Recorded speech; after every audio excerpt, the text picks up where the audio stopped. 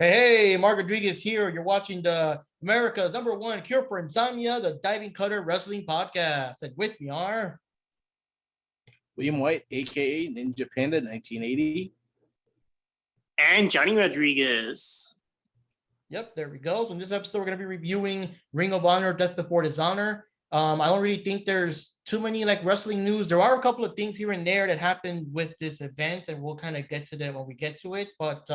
But yeah, I don't think there's so much news except for of course Vince McMahon is gone, Triple H is back, or Triple H is apparently going to bring things back to the way it used to be. Maybe make NXT back to the older black and gold version that we used to love and stuff. But we'll see. I mean, you can't change it like overnight. Let's give it a while. I've always said before that I'll return to WWE like I don't know during either Survivor Series or Royal Rumble or something. But maybe now with these changes, let's see. So just real quick, some shout outs here. We've got Poke, the Gaming Panda, which is of course our friend Poke from the VGM episodes and stuff. He has his Galaxy Wrestling Interactive eFed, which is on Twitch, link below. And also he does like this thing where he has like this made up what you call it, like wrestling organization called Galaxy Wrestling, and it's based on the WWE 22K game, and he has people from WWE and Impact and AEW, and of course made up wrestlers and stuff like that too. And you could watch his show, you could subscribe to him, and choose what wrestlers you want to perform in the ring and stuff like that. So it's pretty cool. So check them out, link below. And the last thing to mention is that if you guys have not seen it yet, be sure to watch our last episode where we actually interviewed Kylan King herself. So yes, me and Johnny, William White, Ninja Jupi, we all got to talk to the Mother Effing King, and it was a super awesome interview. Be sure to check that out if you guys haven't already. So let's get to the episode here. And okay, so we got a couple of these what do you call it? 0 hour, that's what they call it in Ring of Honor, 0 hour matches that we couldn't predict because which what we're doing, of course, for newcomers is that we predicted these matches in the previous episode, and now we're going to compare, with what really happened. These matches, they were just announced super last minute, like they did an episode of Rampage, so we couldn't really, predict.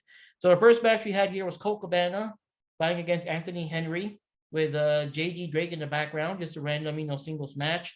And Colt Cabana won that one. I'm just saying, hey, I'm glad to see him wrestle because he's apparently, I'm assuming he's still a member of the Dark Order in AEW. I don't know. I don't remember seeing him there. The few times the Dark Order members come out anymore, I don't remember seeing him with them. So I don't know what's going on with his status in AEW, but I was going to see him wrestle. I'm not sure if you guys saw the match or any thoughts on it real quick.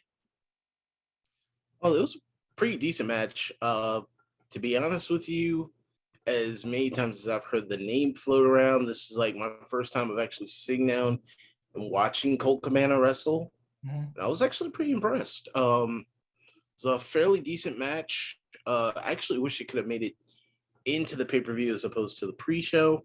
But, hey, I'm not the booker. But overall, I enjoyed it.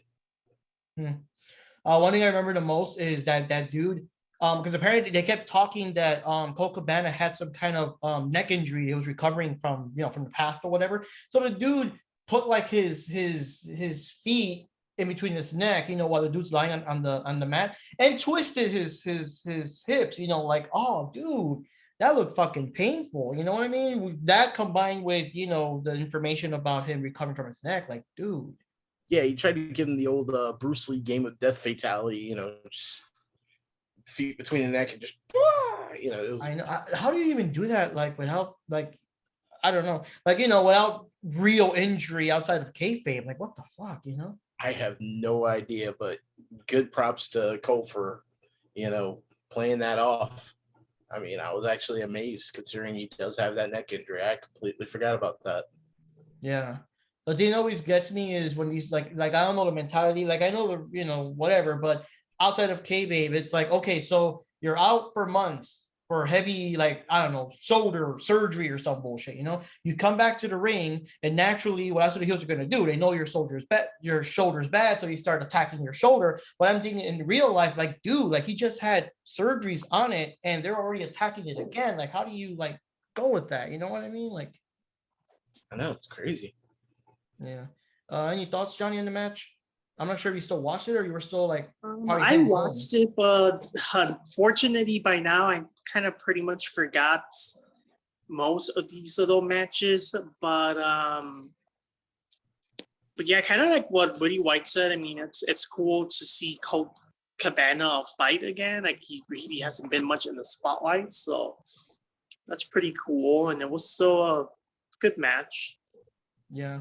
Another thing is they don't replay these matches though. Like I guess you can find them on YouTube for free, but like when you watch the, for example, we bought Bleacher Report Live, which is another stupid thing. We thought it was gonna be on Fight TV like the last one, Super Card of Honor, but then they pulled this shit where it's like not available in your country and that bullshit. So we have to watch it on Bleacher Report Live anyways, which sucks because Fight TV was only charging like $35 while Bleacher Report was charging 40 and everything, and but another thing is, so when you watch the replay, it starts with the actual pay-per-view proper, so you can't like rewatch the 0 hour or the buy-in or any other pre-show thing. So that's that's another thing. So the next match that we also can't predict is the Trust Brothers, Ari Daivari and Slim J fighting against the Shinobi Shadow Squad. Oh, that sounds fucking awesome.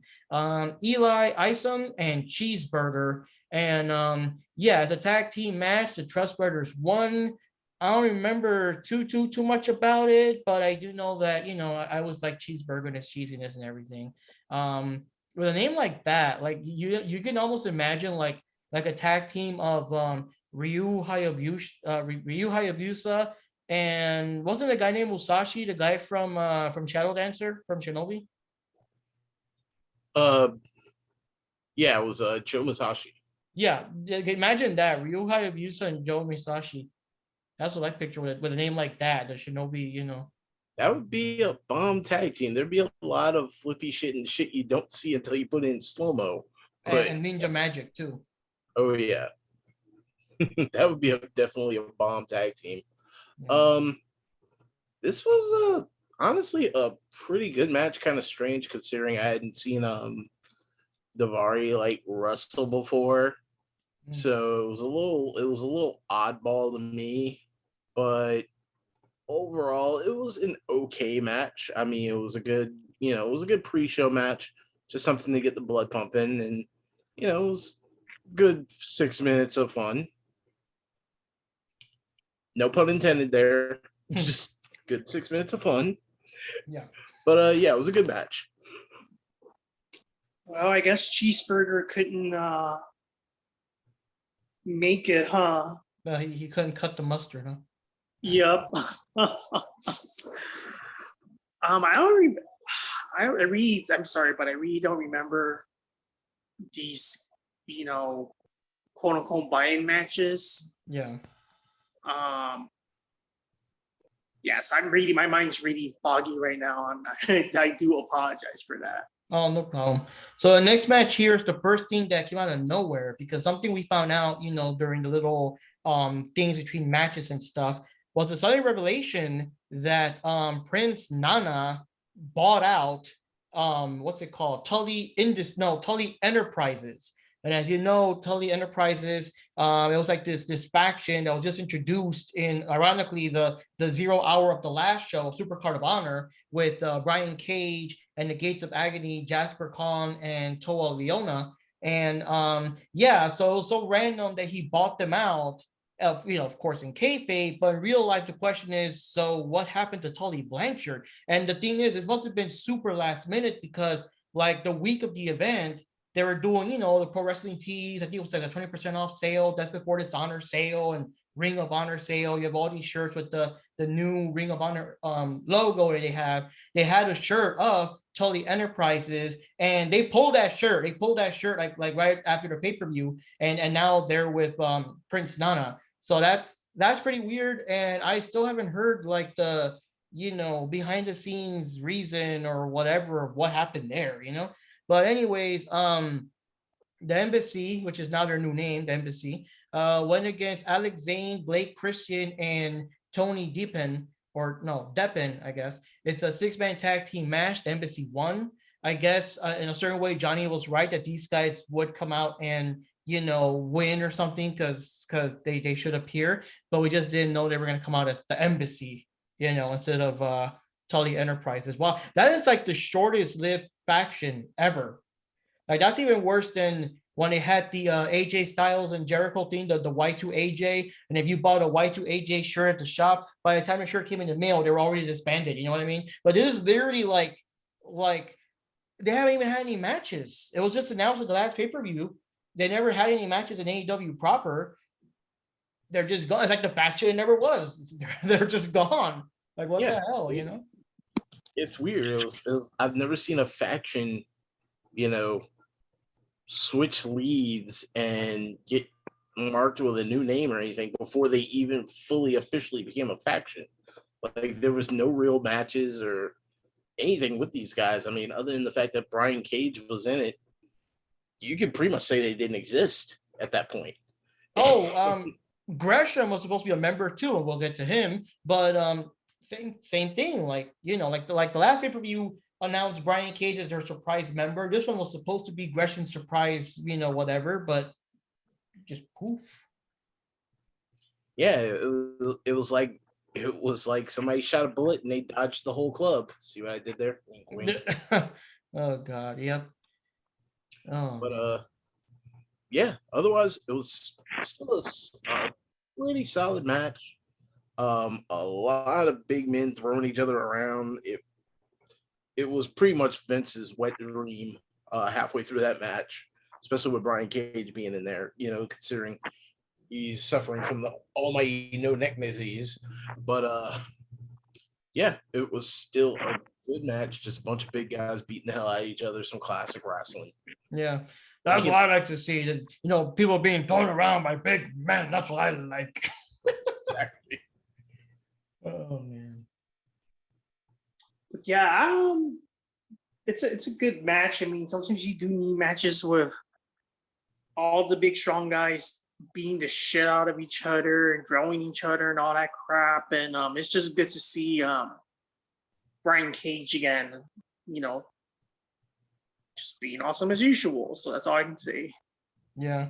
So the next match here, now this is one that we did predict, because this one was one of the ones that was announced and everything, was Willow Nightingale versus Addison K. And of course, Willow Nightingale kind of had the home field advantage, or being the more recognizable person advantage, because she's kind of developed a big fan base in AEW. Addison K has cameoed once or twice, but she's not like, she's not really there. She's not on Dark or anything. And yeah, so it was a decent match. I remember in the beginning, it was basically all Willow, and I was kind of like, oh, come on, guys. Like, I know Addison's like the guest, but don't make it like, an all-out squash or anything. Luckily, Willow, I think there was some part where she messed up or something, and Addison Kate did get in there and do some hits and some, close calls and stuff like that. But obviously, Willow won the match and all that, so that was pretty cool. And any thoughts on that one, guys? Yeah, I actually thought I actually thought the same thing. Like, for the first few minutes of that fight, Willow was taking heavy advantage. And I was just like, oh, God, this is terrible for Addison. Like, she hasn't even wrestled in AEW yet. I haven't seen her in Dark. And already they're going to squash her like she's some sort of jobber. But she's a veteran, too. Like, geez. Yeah, and that's the part that makes it so bad. And just like midway through the match, she finally makes like a good bit of a comeback. I mean, now given, she lost the match. We called it. But still, don't make it seem so close to the point that you're going to make, a up and rising star already seem weak out of the gate, especially somebody that's a vet. That'd be like using Jushin Thunder Liger as a jobber for a new character. Like that is blasphemous. Don't do that. Yeah. But it was still a fairly good match. I just wish it would have been more back and forth. I give it like a C.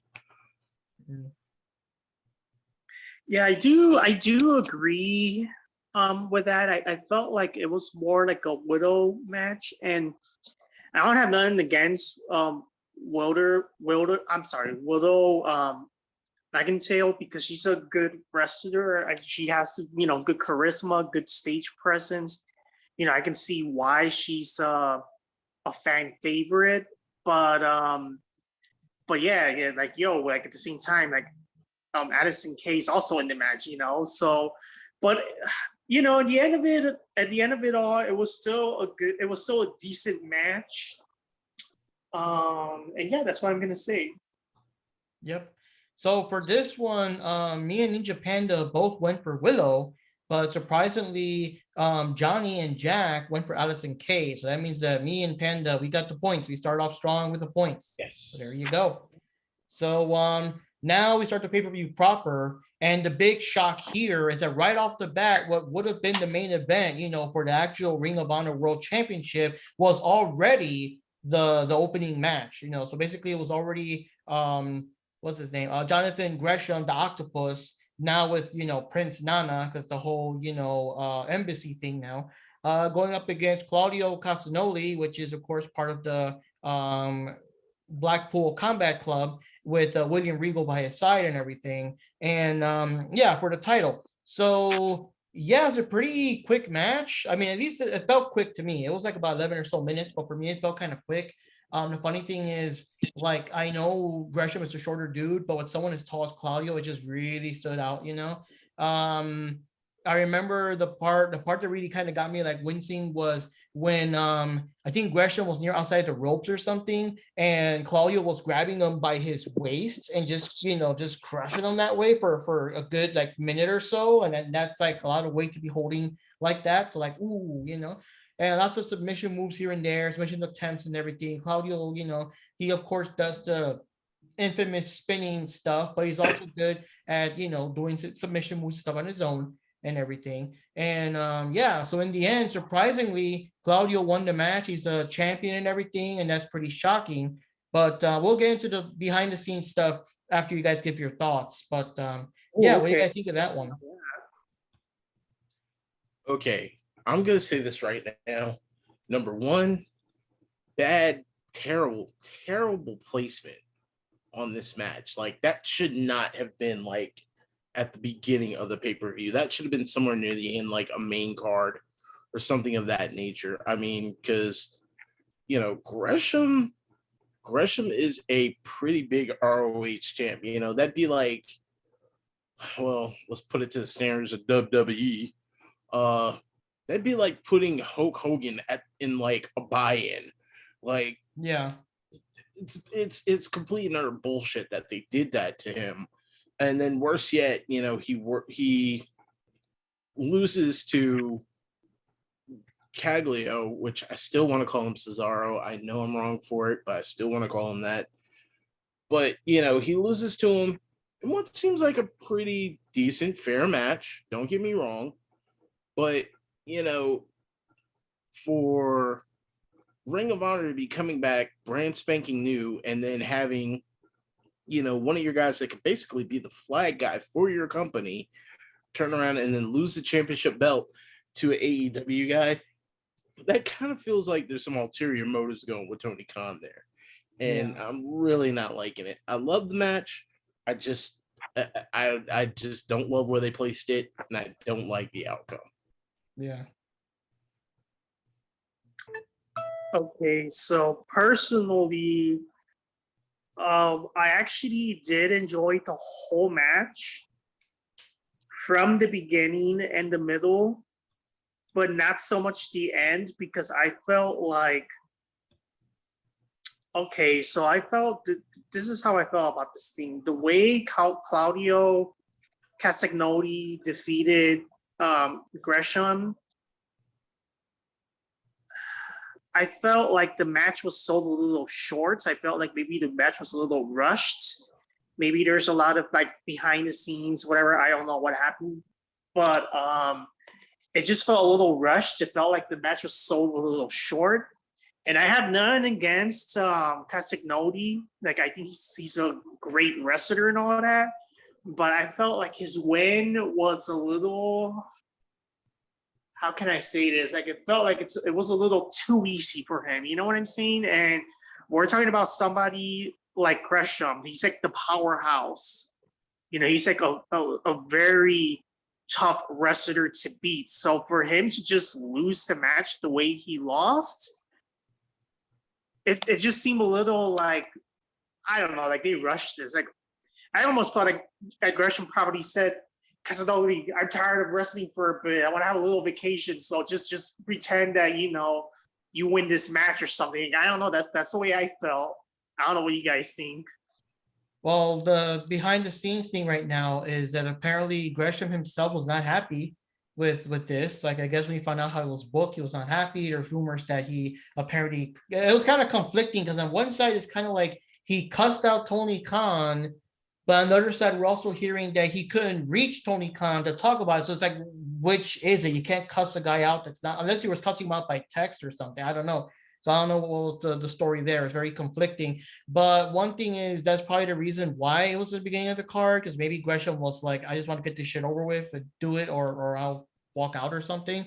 One thing I didn't notice until I watched the replay, because you watch the event, you're in there, whatever. But yeah, I did notice that Gresham just came in with regular clothes without giving a fuck. He didn't come in with the big outfit and the octopus mask and doing all the, what do you call it? The not bravado, the showmanship, the spectacle. He just walked in there like, yeah, whatever, and did the thing. I mean, and I give him credit for at least putting on a good performance and everything, but yeah, he just came in like whatever. And the thing is, he's so upset with what happened that not only is he like wanting to get his release from AEW and Ring of Honor, he wants like just out of wrestling as a whole. Now I don't know. I mean, you know what they say, that cooler heads prevail. Maybe he'll come back in a couple of months. I mean, like I said before, he has like appeared in almost every indie scene possible. And with AEW, they do let you wrestle wherever you want, like Mission Pro Wrestling, Game Changer Wrestling, wherever else.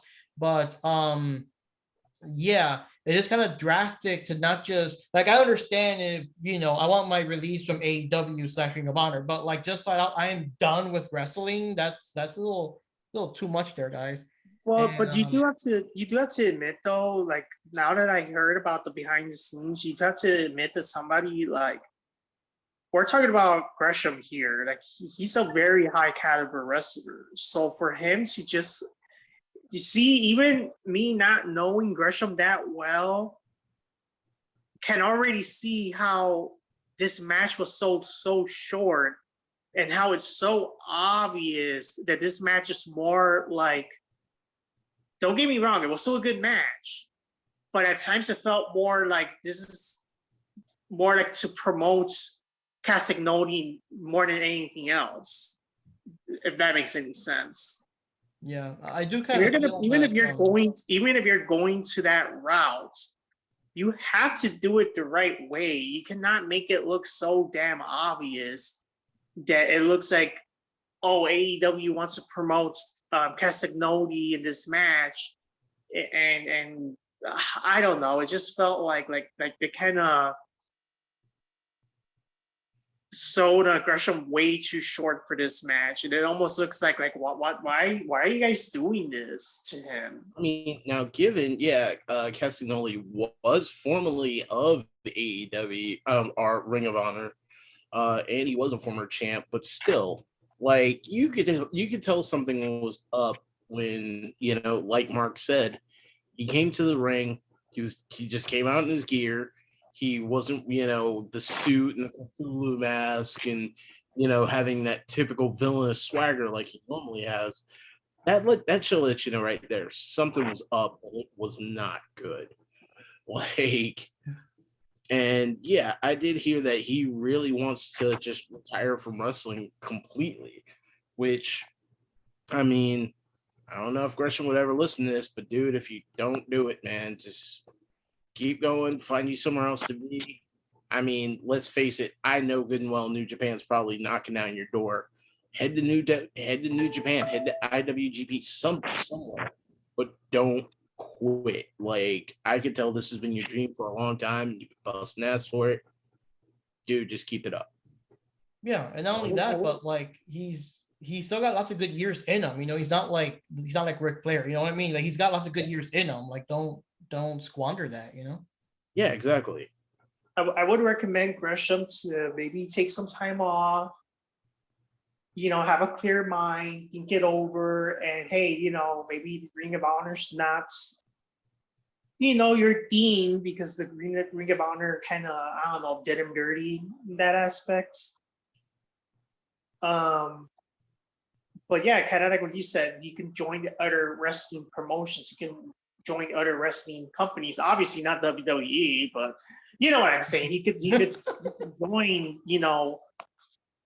good, legit wrestling company. But this is also very disappointing in terms of the Ring of Honor. You would expect much better from them, though. Yeah, we have to remember, Johnny, which of course you're not familiar with the history. Gresham has a long history of being like a very big guy in Ring of Honor and having like a very long title run and stuff like that. So it would be the equivalent of, let's say, Rollins being champ and Becky being champs in WWE. For whatever reason, WWE goes down. Some other company buys them when they come back, and then right off the bat, like in their second pay-per-view, you already got Rollins and Becky dropping the titles, even though they're supposed to be, bigger, more prestige and all that. So it's kind of like that, you know what I mean? So yeah, and I also think that too, if he was gonna retain and it was a better match, and it wasn't like we say in Mexico, de mala gana, like not really wanting to go up there. Like I said, he just came with a regular outfit instead of wearing the octopus mask. So it's like de mala gana. It's like, I'm pretty sure the match would have been more into the card. It probably would have been the match before the Briscoes or something like that. But if it was kind of like this, like, fine, I'll do it, but I'm walking afterwards, because the whole leaving thing was discussed, in advance. It wasn't a surprise thing. It was discussed in advance that he wanted to leave. So if it wasn't for that, I'm sure the match would have been like later in the card, like maybe the match before the Briscoes or something. But since this happened and you wanted to leave, and it was kind of like, fine, I'll do this fucking thing, whatever. Maybe that's why it's like the first match and over and done with it. And goodbye. See y'all losers, But my thing though is that I can fully understand it. This was super like 100% on the AEW's decision to book this match the way it's booked. But the Ring of Honor also, Yeah, but they're the same thing now. Remember, like Tony Khan owns them both. There's really not much separation there, Yeah, but they still both have to agree, like, hey, like in what order they want to book the matches, Yeah. So it still seemed like what was Tony Khan thinking? Like, why is this match like? Why they book this match like first thing in the pay-per-view? Like, what the hell? Yeah, but it's like the MJF thing. It was the first match to get over and done with, because they didn't really want to be there, depending whatever. Depending how much of kayfabe that's in there, we still don't know. He hasn't been mentioned or anything. He's like dropped off face of the earth and everything. But anyways, yeah, all of us lost because all of us assumed that Gresham was going to win, so none of us got a point for that one, and which is surprising. Can't be all predictable, right? So the next match we had here was oh man, I just love the cheesiness. I love it so much.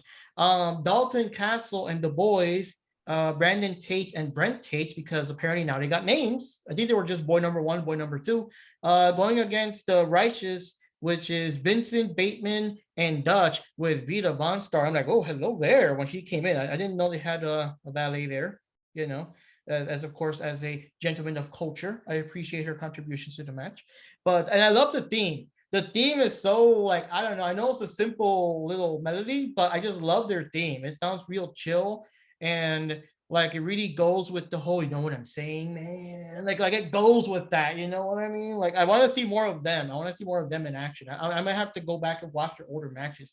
And apparently they won their trios tag titles at the very last Ring of Honor's pay-per-view. I think the last final battle, or it was called, the very last one they had before AEW bought them out and everything. So that was kind of cool. So it's kind of continuation from there.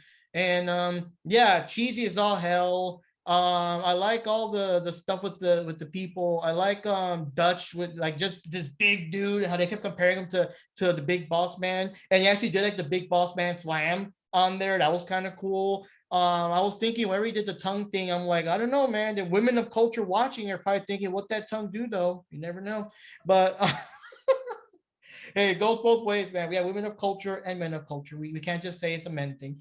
But I also like the thing about the get me a boy, and Dalton Castle just grabbing these guys and chucking them out to everyone and chucking them out over and over and over. And the commentary keeps joking like, oh my God, I thought it was just 2 of them. They're like multiplying. We got like Michael Keane stuff going on in here. Like, it's just, everything helped out, you know. And then Vita Star got involved. She got into the apron and did a backward flip and knocked everybody down and stuff. So it was pretty cool. But in the end, Dalton won. He got the bangerang, which Jack Knife told us about a couple of times. And yes, so now Dalton and the boys are the new trios, the Ring of Honor trios champions. And I just love the boys. They really play it up so well. They look so fucking happy and cheesy to be there. They look so happy to be like his, I don't know, little underlings or whatever. Like they're like, yeah, throw me, and all that stuff. Or they're like, I guess they're getting on their knees and stuff so you can sit on him like a throne, but they're all happy. Hey, you know, like it's just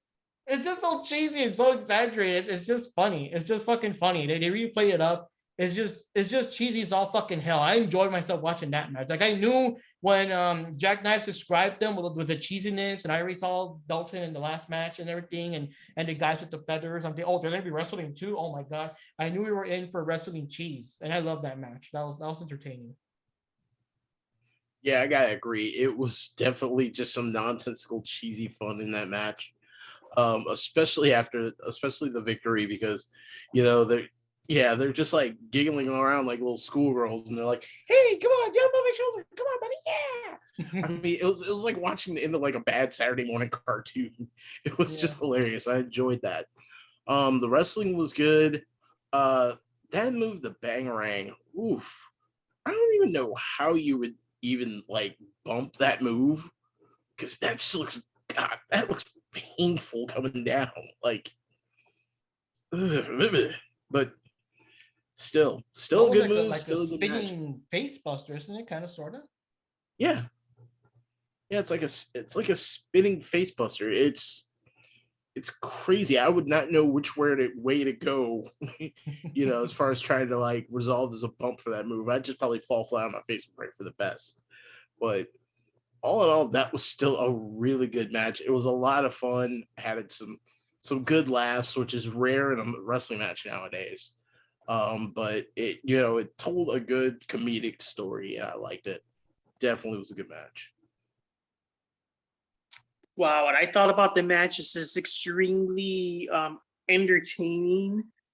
Dalton Castle's quite a character, and the boys, they're like his gophers pretty much. His overly enthusiastic gophers. Yeah, and again, like they're like a little too enthusiastic, and what he was tossing them around and shit, and it was just a very good, entertaining, funny match, and I would actually like to see more of Dalton Castle. To be honest, it's just very entertaining. Yeah. So for this one, I'm the only winner because everyone assumed the Rushes were going to win. So I'm the only one to win for Dalton and the boys and everything. So yeah. Hey, sometimes, sometimes I got to win.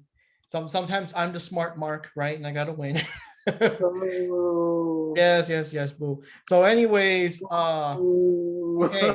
The next match we had was for the Pure Wrestling match, the Pure Wrestling Championship with all the rules and everything. The whole thing about you can only have 3 rope breaks, and afterwards you can't anymore, and no close fist punching and stuff like that, But anyways, Wheeler Utah, which is the current Ring of Honor Pure Champion, was going up against Daniel Garcia, and they did like a lot of personal stuff. I guess they grew up together or something, and Daniel Garcia's pissed and whatever, and it's personal, and he's all like, I want to win this title, not because I give a crap about it. I just want to win it so I can take it back to AEW and just smash it apart and whatever and all that kind of stuff.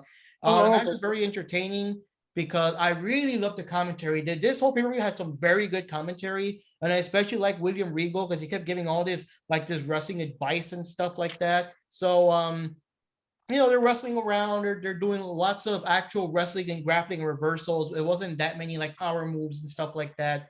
And there was a part where Daniel Garcia actually bit into Wheeler Utah's ear and then started like jabbing his elbow all over it to like make it worse and everything.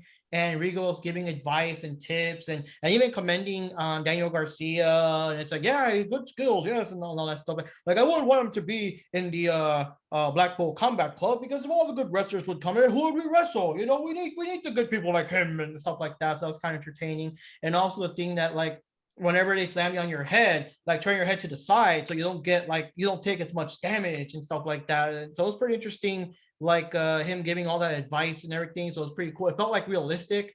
Like I don't know. I don't know how the commentary is as opposed to, you know, that other company where everything's like, you know, the guy in your ear and all that shit. Like here it felt more real.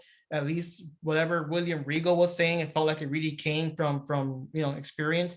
But yeah, it's a pretty good match. It got intense. I believe Wheeler Utah actually got the first rope break on Daniel Garcia. But the surprising part is that that's all it took. It was like just that one rope break. He did a couple of more things, and then Wheeler Utah actually got him in some kind of, I think it was like a complex pin and something, and he actually won the match right then and there. So it didn't go into like some of the matches where, you know, it's 2-on-2, who's gonna break the tie. It was like that. And Regal's also saying like yeah, I don't want him to get the ropes. You know, I want him to go the entire match and I'll wrestle yourself and I'll do that. We'll be very unhappy if he gets to the ropes and all that kind of stuff. That was kind of entertaining. Oh, that was the part where I believe didn't Utah get Daniel Garcia in the Lion Tamer, which is of course Jericho's move and stuff. Like that would have added insult to injury if Daniel Garcia tapped out to the Lion Tamer, which I forgot if he did or not because there were so many different kind of submission holds. I forgot which one made him tap.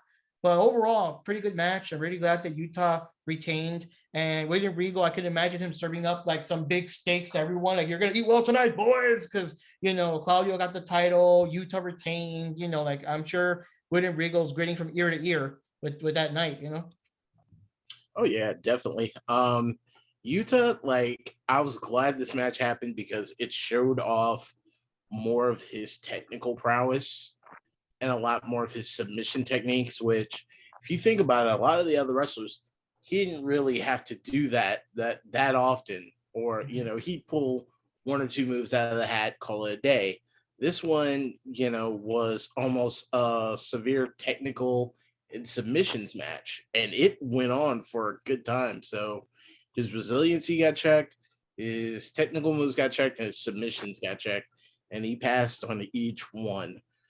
Hats off to the guy. It was a stupendous match. I give him credit. Hey, I gotta say that this match was extremely intense. It was personal. You know, both guys really wanted to beat each other up, but especially Daniel Garcia, because he has like a certain rage in him. He really wants to beat the shit out of Wheeler Utah, whatever it takes, right? Even biting his ear and all that crap. And the thing is that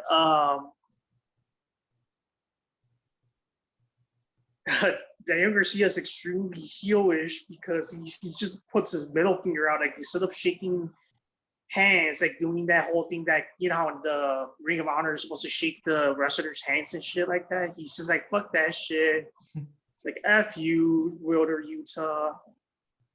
And, you know, everybody's like, boo, boo, boo, boo, boo. Everybody's booing him. But yeah, this match is extremely good. It's extremely intense. And I would actually like a rematch of this one. I want to see how even more intense it's going to get. This is the kind of match that kind of gives me that if they're doing a street brawling, it's gonna be even worse than what we're seeing right now in the ring. They're gonna see more blood. Yeah. Oh yeah, they got cut open, didn't he? Oh, that too. And also, Daniel Garcia even flipped off like the Ring of Honor logo itself as he walked out and everything. So yeah, he was very pissed. Ooh, yep. Yeah. So let me see the over-under on that one, as our friend Ricky Rocks would say. So, all of us went for Wheeler Utah. So all of us get a point. So that means I'm still in the lead, guys. Hey. But Johnny finally gets on the board, so to speak. And Jack Knives also gets on the board. So that's pretty cool. So let's see here. Next match we had was RoH with Jose, the assistant, going up against his brother, Dragon Lee, singles match. And pretty good match. They're both pretty high flyers and stuff. I believe RoH is a bit more of the powerhouse guy, but he can also fly.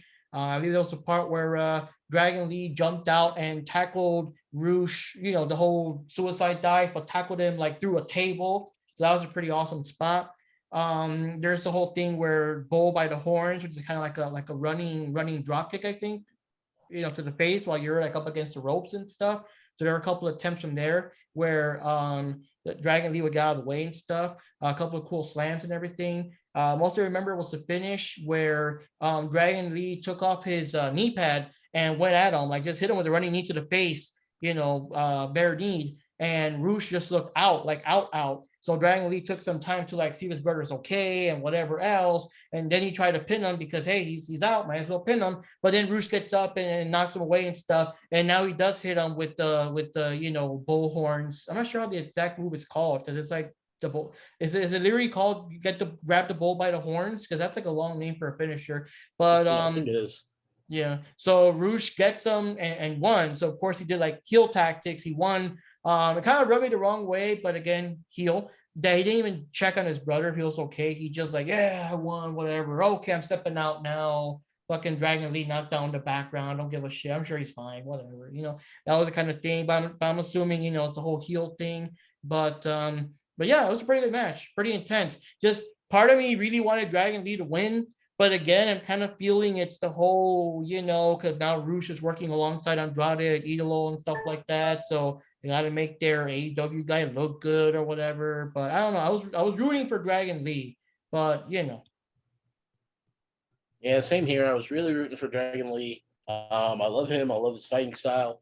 But RoH just pretty much outsmarted him on that one. It was a pretty rough fight, though, because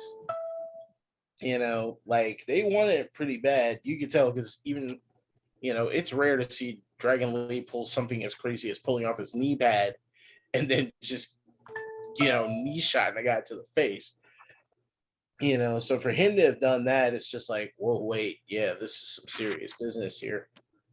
But yeah, I really wanted Dragon Lee to win it, but I guess RoH was the better fighter, so hats off to him. Lie, cheat, and steal. Right. Yeah, this match, I loved it from the beginning to the end. You can never beat those matches where it's family member versus family member, brother versus brother, or like what they say, hermano y hermano. And it was a very good, intense match, and they were beating each other up, and they were being very technical and all that. And I like the fact that RoH was still speaking Spanish like throughout the match. No pasa nada, cabrones. Yeah, and even the announcers like translating like what he's saying and shit. So that's kind of cool, Oh, Johnny, the part where he was talking to the audience, he's like, "Chinga tu madre," and the guy was, he's not wishing his mother happy birthday, folks. That's not what he said. Yeah. I love that. But yeah, RoH is super like heelish in this match, you can tell. And I actually want to see more of these guys wrestling. It's pretty awesome. Yeah, because again, like what Ricky Rock says a lot. I love the whole like lucha libre style that match. Mm-hmm. But yeah, like Ricky Rock was saying, they bring these guys in. Hey, they're here, and then like whatever, because RoH has barely appeared on TV since his big announcement he's going to be with Andrade. We haven't seen him wrestle that much. You know what I mean? Like they got to stop doing that. Like I don't know. So, anyways, this match. AEW needs to stop doing that. Like actually make them fight more, promote them more. Don't just save them up for the pay-per-views. Yes, please quit treating your wrestlers like they're Pokemon, for God's sakes. Mm-hmm. So anyways, this was another match that was announced last minute, so none of us could really predict it, so no one gets a point because, this match did not exist at the time of our previous podcast. And you know what I'm thinking now, that maybe we could do the podcast from now on, depending what day they are. We could actually do them a day before with the Zoom meeting, because that way Zoom is less editing and we could get all the matches already, because by then we should know all the matches. That could be something to kind of consider in the future, if you guys are okay with that. Yeah, sure, I'm cool with it. Yeah.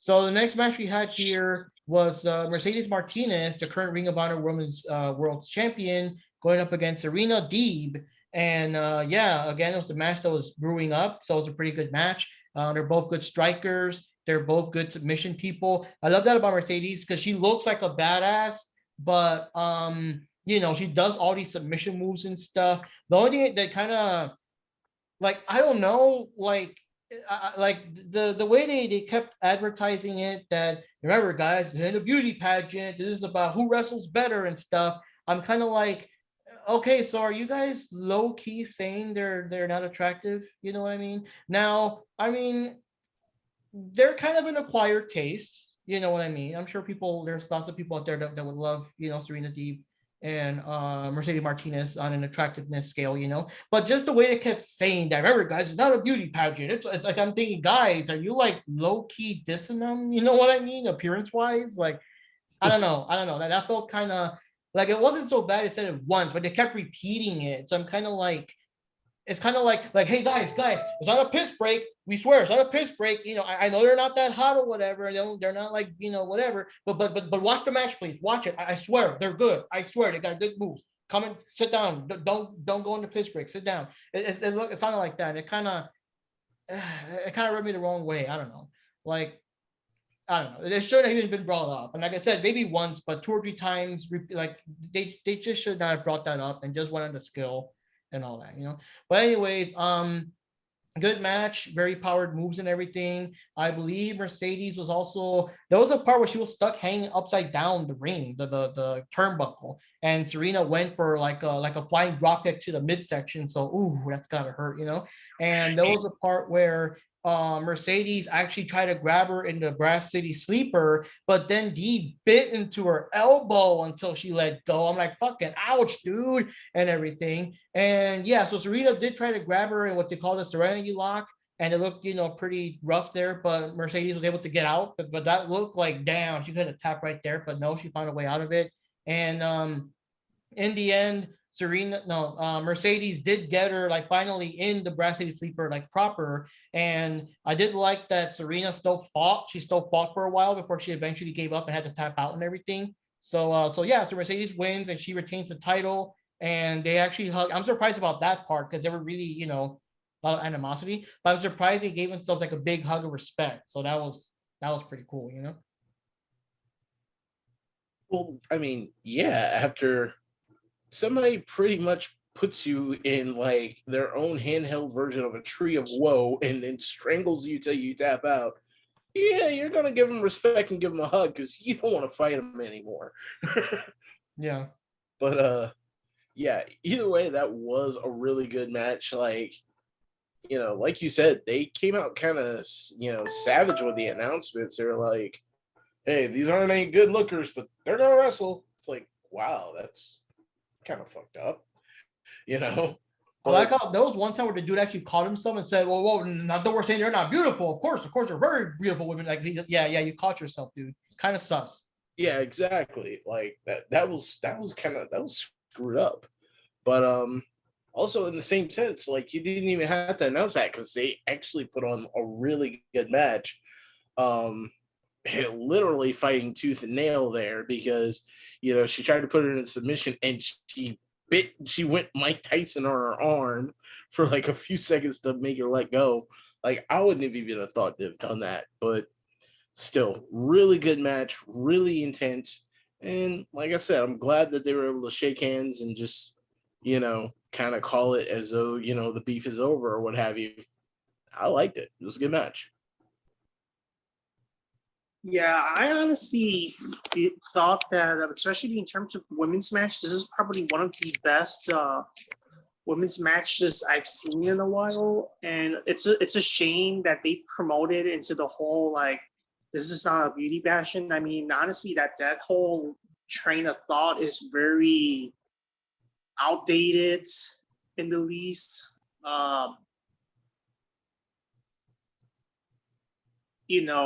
These are really good wrestlers. So to just treat them as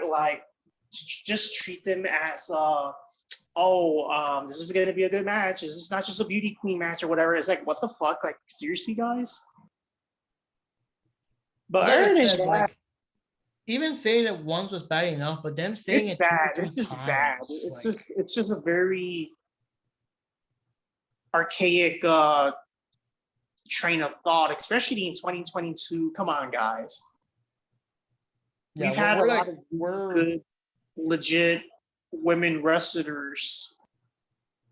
And yeah, that was kind of whatever. But Shame on you, the announcers. match itself, though, the match itself was extremely good, in my opinion. I think it was very straight to the point.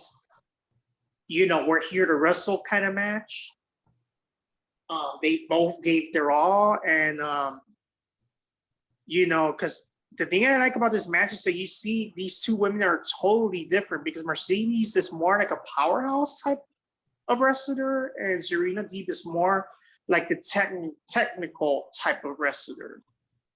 And I like how different they are, and how they both have to kind of, you know, figure their way out how to you know, be able to perform in this type of match. But I love the match. It was pretty good, and it was very.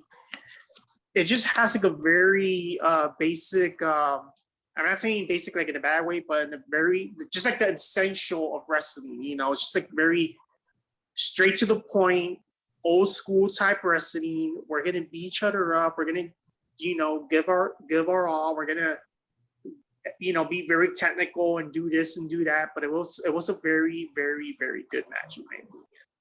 Yeah. But yeah, guys, it's like the era of like women's matches being the bathroom break, that's over. If you want a bathroom break, save that for the other wrestling. Save that for Roman Reigns versus Brock Lesnar for like the 35th time. You know what I mean? Like, but anyways, this one again, no one got any points because everyone went for Serena Deeb. So holy crap, no one won. Yeah, and actually, I was actually surprised that she lost the match, because I thought that you know, she was still. There were moments that I was thinking, damn, like she might actually still win the match. Yeah. Serena Deeb is very talented. Yeah. So the next match we got here is Jay Lethal going up against Samoa Joe for the Ring of Honor World Television Championship. And oh my God, like before the match even started, like in fact, when the guy was still saying Samoa, like he didn't even say Joe, just Samoa. Then Jay Lethal jumped his ass, started attacking him. And the tall dude, I forgot his name. Is it like Sanya Dutt or something like that? Sanjay Dutt. Yeah. Yep. They attacked him and threw him to a table and shit, and they couldn't do anything because technically speaking, the match didn't even start, so they can't disqualify him or anything like that. And yeah, so they get Samoa into the ring like a crumpled heap. And once the match officially started, the ref, you know, got the dude out, but I mean the damage was already done, you know. So, you know, pretty intense match here and there, lots of back and forth, lots of like chops and moves and slams and stuff like that. What's his name? Jay actually got him into lethal injection. I was like, oh fuck. But Samoa Joe still kicked out, which is very, very rare that someone kicks out of that. And to make it even more cheesier, the other guy, Sign, showed up and distracted the referee, and Lethal got him with the title and just basically clocked Samoa Joe with the title while the ref was distracted. And I'm, oh, well, you know, the numbers game, we knew it, we saw it coming. But no, Samoa Joe still kicked out of that like holy fucking crap. And Lethal went for another lethal injection, but Samoa, I think he avoided it or something, and he grabbed him in the Dragon Sleeper, and Lethal actually tapped out. Like holy crap! He was too far from the ropes or whatever. He just tapped out, and Samoa actually retained the title despite the numbers game and all the cheesiness and shit. But damn, dude, that was a good match. That was pretty intense. I liked it. I liked how like he overcame the odds. You know what I mean?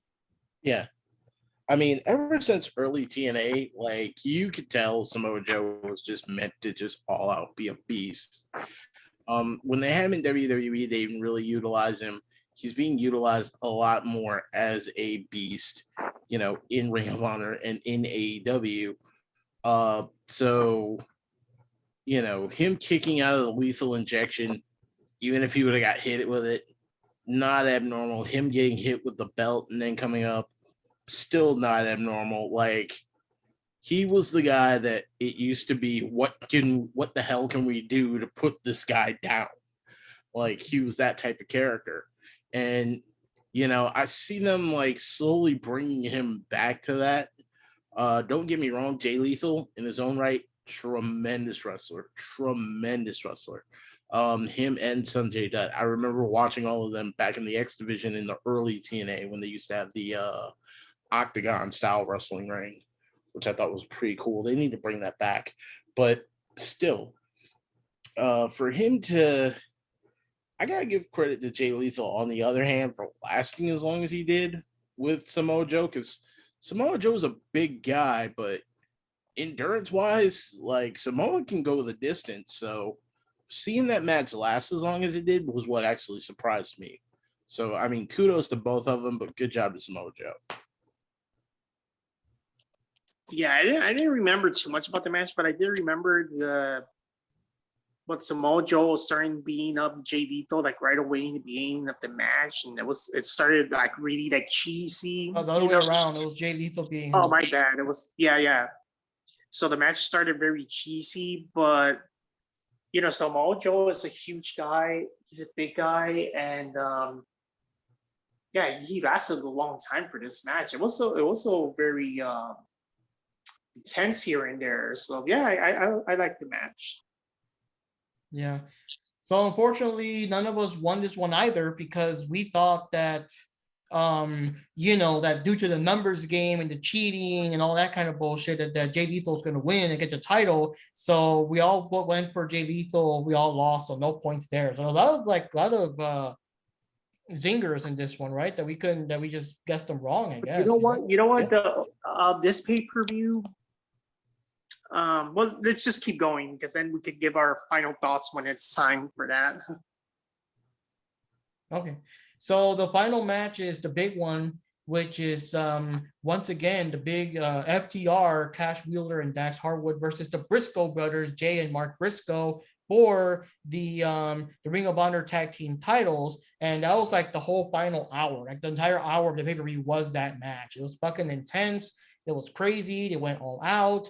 I remember mostly that they actually chopped the living hell out of like Dax's chest to make him bleed and everything, which is rare. You always see people bleeding in the forehead or some bullshit, but they chopped the fuck out of to the point he was bleeding and everything. So that was like pretty crazy. And yeah, there was a lot of crazy stuff. I forgot the details because it's been a while, but I do know it was a best 2 out of 3 falls and everything. So they were getting real close. I believe the Briscoes got the first one, and it was like late. It was like maybe 20 minutes in where they got the first pin and everything. And yeah, a time limit too. So when the time runs out, whoever got the most pins will win by default. They got the judges in case it's a tie and shit like that. So it was pretty intense. And then later on, the what do you call it?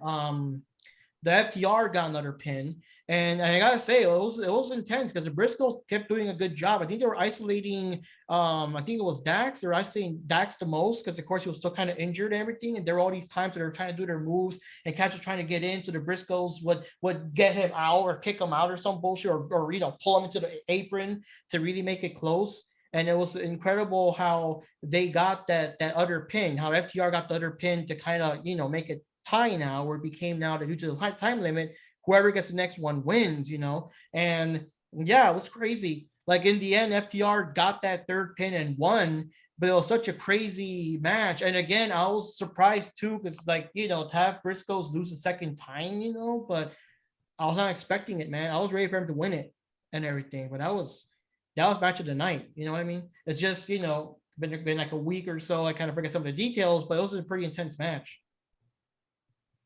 Yeah, me too. I don't remember too much of the match because that's the downside of having a long match. There's so much that happens that you just really you can't really capture it all. You have to watch it like 2 or 3 times to get it all through your head. But I do remember Dax, and I do remember like his chest almost looking like Cody Rhodes's, as red as it was, because of all the chops and stuff that he took. I mean, so big ups for the guy doing that, but wow, it was just insane.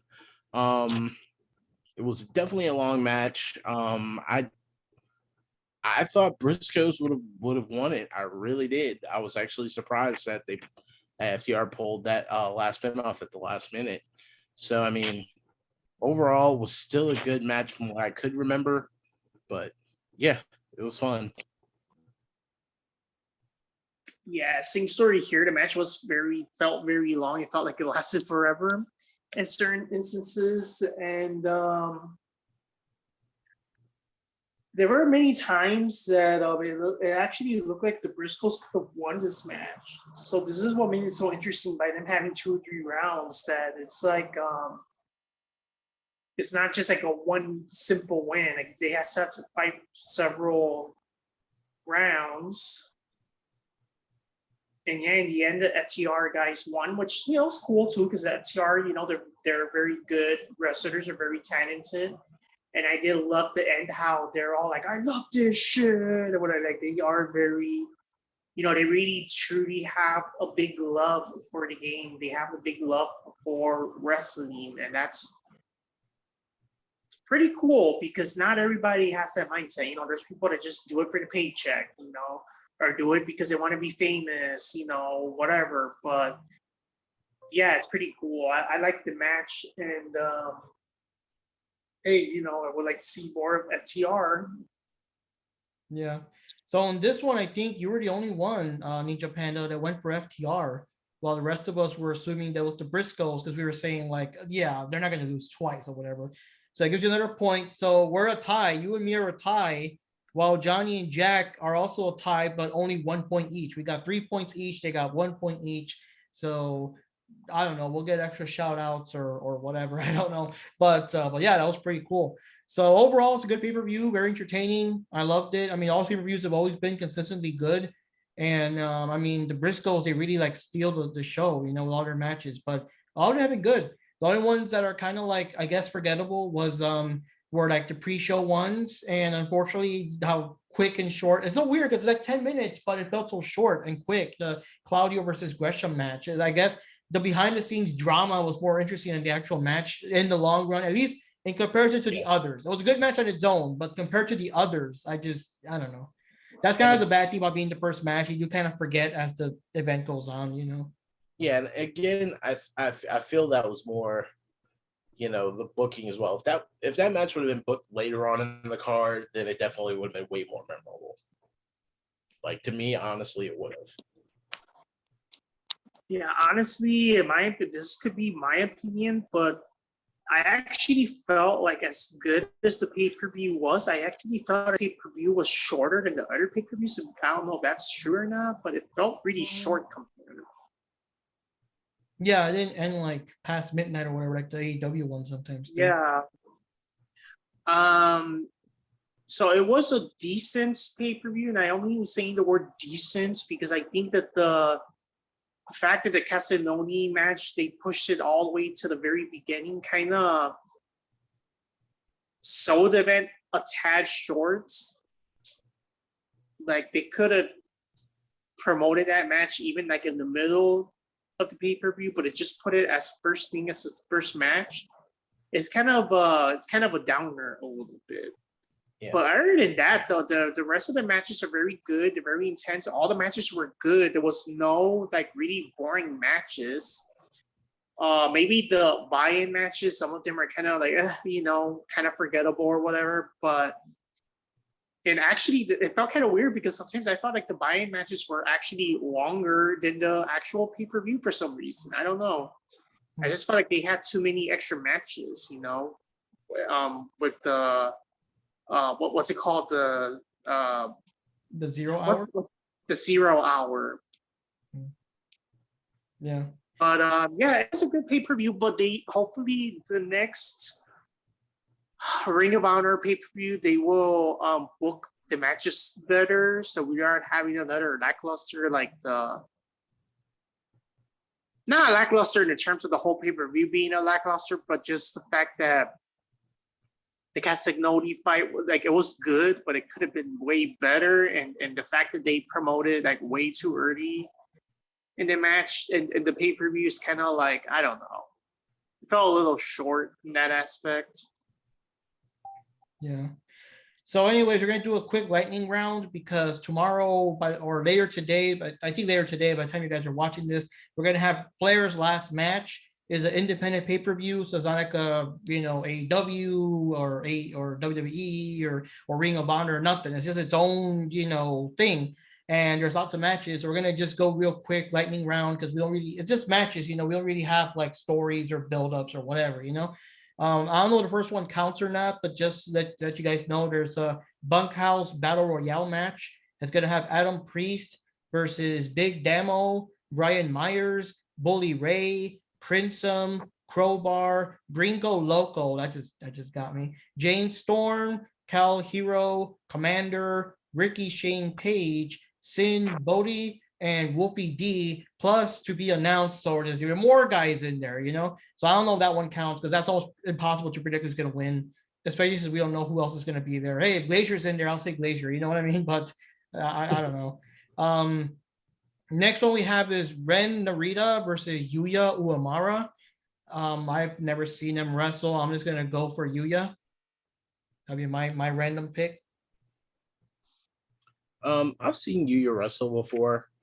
She's actually pretty good. I'm actually gonna get to go with Yuya on that one. Johnny? Huh? Just random pick. Either Ren Narita or Yuya Uemura. Yuya. Okay. Next match is Davey Boy Smith Jr. versus Killer Cross. I'm just gonna go with Davey Boy, because son of the British Bulldog. Yeah, I'm actually gonna have to go with Davey Boy Jr. too.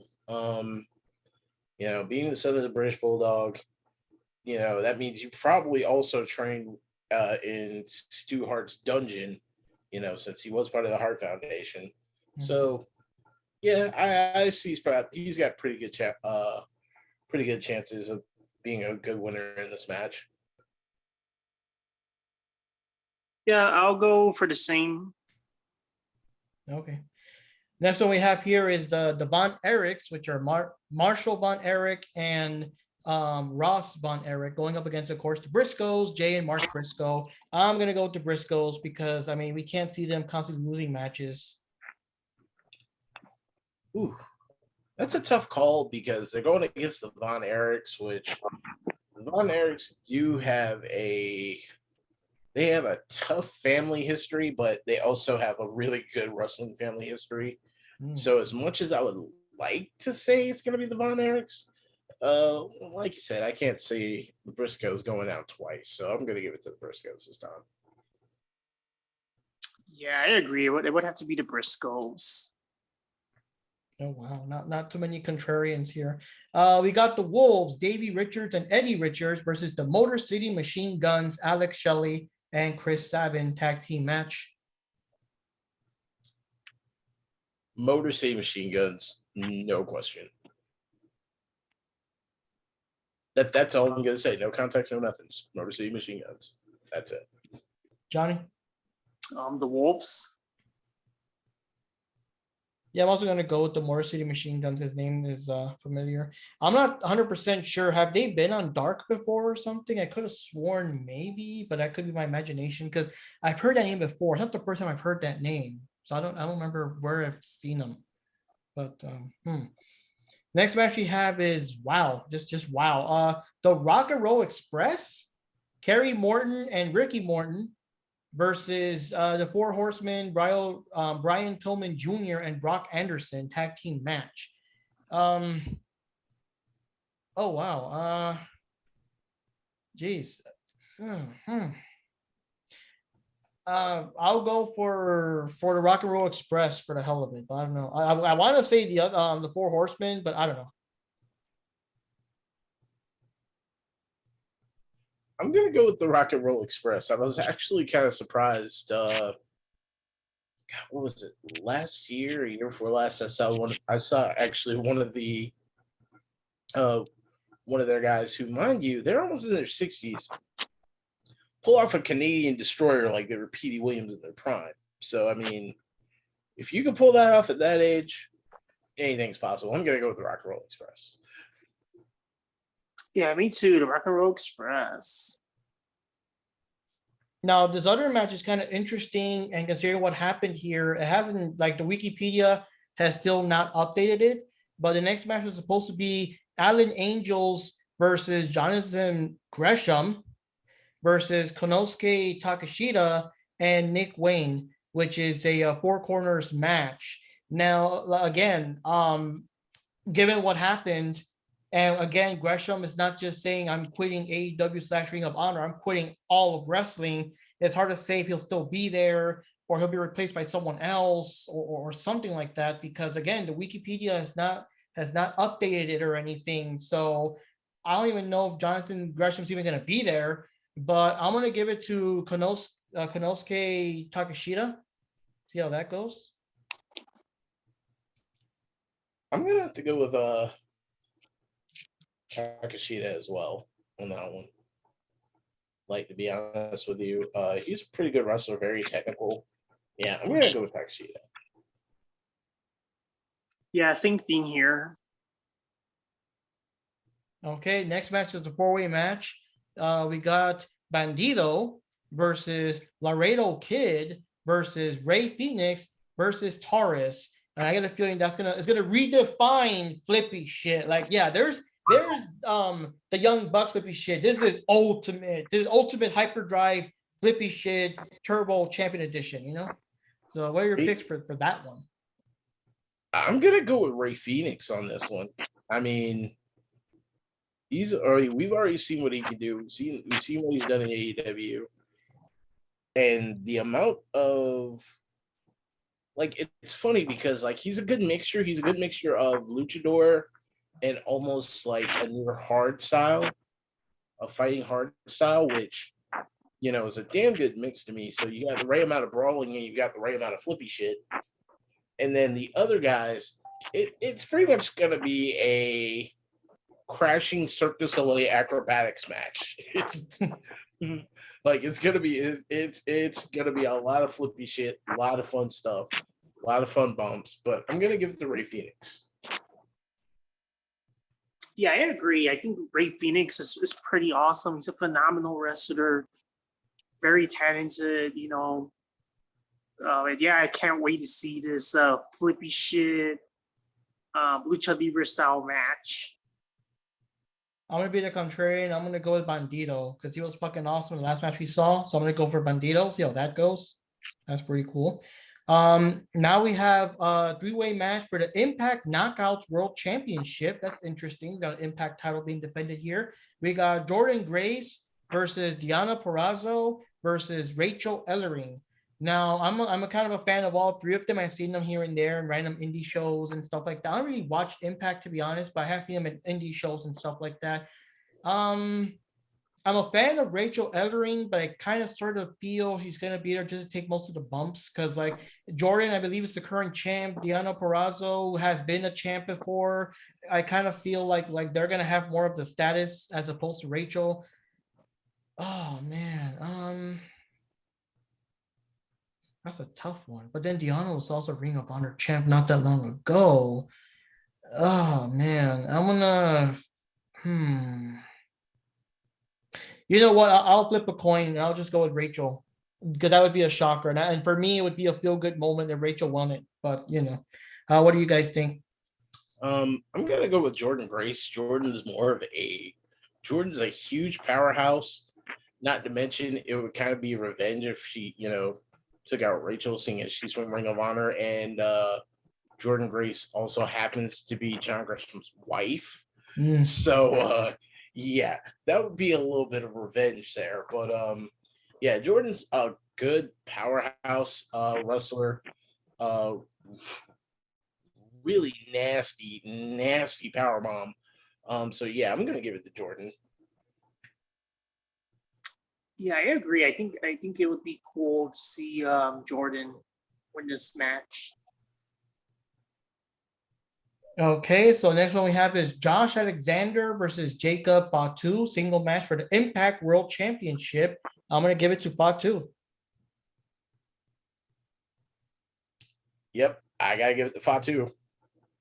That's all I could say. Like, big bad monster dude. Yeah. I'm giving it to Fatu. Yeah, same thing here. All right. Then the final one, I don't really know if it counts really, but it's the main event. It's, of course, the whole Ric Flair's last match. Ric Flair and Andrade El Idolo versus Jay Lethal and Jeff Jarrett tag team match. And I mean, they're not gonna have Ric Flair this whole thing named after him just to have him lose. I think they'll make him go out, with a winner. I'm thinking, assuming of course he retires for realsies. You know what I mean? So I'm gonna go with Flair. And as for his age and all that stuff, I mean, I'm sure he'll do his strut, he'll do some chops. I don't know if he can still do the figure four though, but he'll do whatever. I mean, obviously Andrade's gonna take most of the bumps and most of the thing. I guess the real thing is who you think's better between Jay Lethal and Andrade, but I don't think they're gonna make Flair lose his own pay-per-view and all that. Yeah, me neither. Like you said, he's gonna do like his usual stuff, the chops, the finger poke, the spinning turnbuckle bump, all that type of stuff. But yeah, I don't think he's gonna lose it. So I mean, it's his freaking farewell show. So by default, it's definitely Ric Flair. Yeah, it has to be Ric Flair. Come on now. It's pay-per-view dedicated to him. I expect at least 10 minutes just for his entrance alone. And I'm expecting during the pay-per-view there'll probably be lots of little packages showing like a big compilation of all his classic stuff, most likely in interviews, or at least that's how I would book it. But another thing too is I don't know if this is real or not, because wow, Ric Flair wanted to do a suicide dive during the match. And Charlotte came there and put the kibosh on that shit quick. But I'm thinking, number one, why? Because that was never part of your original stuff anyway. You know what I mean? You're not known for suicide dives, but I think he's starting to get into the mentality of it. Well, if Sting can do it, I can do it. Yeah, that's what one of the things said, But the thing is, like, given the fact that we almost lost Ric Flair, I think it was last year or this year, was real close to like, bidding us farewell and all that. I mean, that would literally be a suicide dive. Like, yeah, no, dude, no, just no. Yeah, just no. As a matter of fact, I don't even trust anything right up to the pay-per-view. Like I said about the AEW guys when we were talking about them getting injured, no. You spoon feed them, you wrap them in bubble wrap, and you keep them in a safe place until the day of the event. Yeah, no Space Mountain for you. No Space Mountain is closed, my guy. Oh God. So yeah, you keep him safe until the pay-per-view. Then after that, you still keep him safe. If he's got to jump from higher than 3 feet, you play that bump off as well as you can and you catch him. I don't care. Oh God. Another thing about Flair is that it's just he's been around for so long. Like one time when Tyranny told me, like, hey, tonight's the night where it's like Shawn Michaels versus Ric Flair retirement match, and I was like, what the fuck? He's still wrestling? I thought he retired like years ago by now. Like damn. Because when we got back into the WWE at that point in time, I think the only ones that were left were like, I think just Undertaker. All the old faves that we knew were long gone and everything. So it's like, retirement match. I thought he retired years ago. Like, geez. Yeah, and it's funny that you say that because Shawn Michaels retires Ric Flair, and then Undertaker retired Shawn Michaels. Oh. And then they have this match, right? The Undertaker and Kane versus Triple H and Shawn Michaels at one of the shows, right? Yeah, and then it's like, well, I thought you were retired. Oh, never mind. I was just joking. Yeah, and the thing is, Shawn Michaels would keep going over and over about how he's not going to do it. He's never going to do it, whatever. I remember he was a guest referee in some match or something, and everyone was expecting him to jump in, but he never did. But he was still, the referee. He started to get out of the way and do shit. So when the match was over, he was all panting and junk, and he's like, "Yeah, this is when I realized I'm too old for this shit and all that crap." And he kept insulting, like whenever like Goldberg or Undertaker or whoever else kept coming back, insulting how they don't know when to give up or when to just retire, and then he fucking comes back, because I guess when you get enough commas and zeros, right, you'll come back every time, huh? Yep. Oh man. Yeah, a friend of mine was talking today that imagine a couple of years they'll have another Flair retirement. It'll be Flair versus Hogan, Walker match or something like. God, they'll be so old. I hate to say it. It'd be a battle to the death. It'd literally just be a staring contest. Oh God. Yeah. But yeah, Nia kind of wraps it up for now, guys. And we'll be here. Like I said, this is our first pay-per-view that we're watching that's not like a big AEW, Ring of Honor, or whatever. I don't really know how many of these. If we ever get another such an event of something else that's like, hey, this might be worth checking out, maybe we'll review that too. But for now, this will be super awesome. So stay tuned for that one, guys. And again, if you guys haven't watched it yet, be sure to watch our interview with Kylan King. She was awesome, considering the fact that like she literally packed her bags and went to bed to book her flight like the next day out of town. Like as of right now, well, not now because she's probably sleeping at this hour, but she's at this convention right now where she's cosplaying as Ray, wrestling against Chris Statlander, who's cosplaying as X-Men's Rogue. And I mean classic 90s Rogue with the yellow green jumpsuit. And Kiara Hogan, although I'm not really sure who she's cosplaying as. And no, I think she was cosplaying as what's her called? As Melina from Mortal Kombat, her classic Mortal Kombat 2 outfit.